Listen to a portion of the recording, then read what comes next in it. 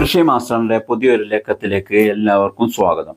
നമ്മുടെ അടുക്കള തോട്ടത്തിലെ പച്ചക്കറി ചെടികളിൽ ഉണ്ടാകാറുള്ള ഇലപ്പേൻ, വെള്ളീച്ച, ഉറുമ്പ്, മുഞ്ഞ എന്നിവയുടെ ശല്യം കാരണം ചെടി നടുന്നത് തന്നെ പലർക്കും തീരെ താല്പര്യമില്ലാതായോ? എന്നാൽ ഇനി രാസകീടനാശിനികൾ വാങ്ങി പരീക്ഷിക്കാൻ വരട്ടെ.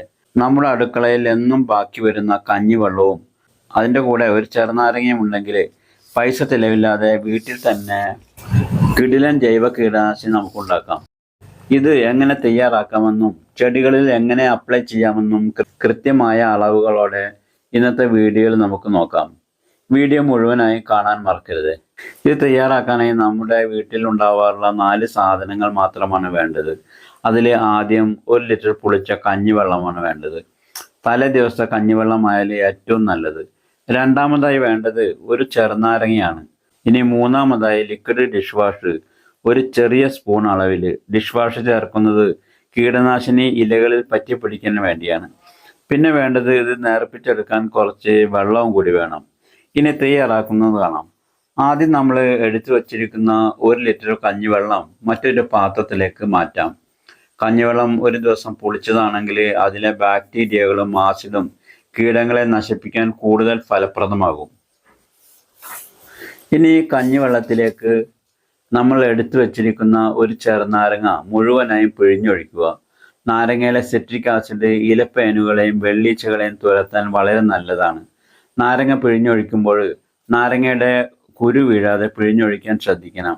സ്പ്രെയറിൻ്റെ ഹോളുകൾ അടഞ്ഞു പോകാൻ സാധ്യതയേറെയാണ്. അടുത്തതായി ഇതിലേക്ക് 1 ടീസ്പൂൺ ലിക്വിഡ് സോപ്പ്, അതല്ലെങ്കിൽ സോപ്പ് പൊടിയോ ചേർക്കാം. സോപ്പ് ചേർക്കുന്നത് കൊണ്ട് നാം സ്പ്രേ ചെയ്യുന്ന മിശ്രിതം ഇലകളിൽ നന്നായി ഒട്ടിപ്പിടിക്കുകയും കീടങ്ങളുടെ മുകളിൽ ഒരു പാട പോലെ മൂടി അവയെ നശിപ്പിക്കുകയും ചെയ്യുന്നു.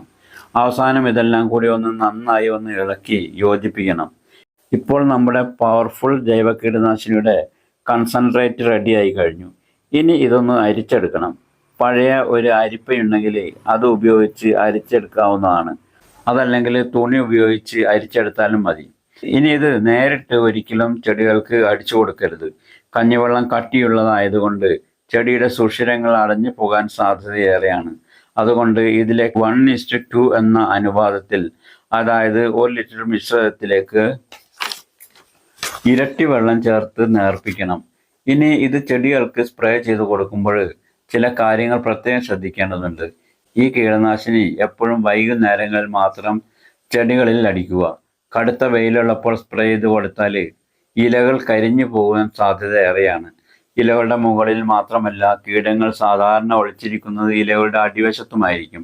അതുകൊണ്ട് ഇലകളുടെ അടിവശത്തും നന്നായി സ്പ്രേ ചെയ്ത് കൊടുക്കണം. ആഴ്ചയിൽ 1 തവണയോ അതല്ലെങ്കിൽ കീടങ്ങളുടെ ശല്യം കൂടുതലാണെങ്കിൽ 3 ദിവസത്തിൽ ഒരിക്കലോ ഇത് ആവർത്തിക്കാം.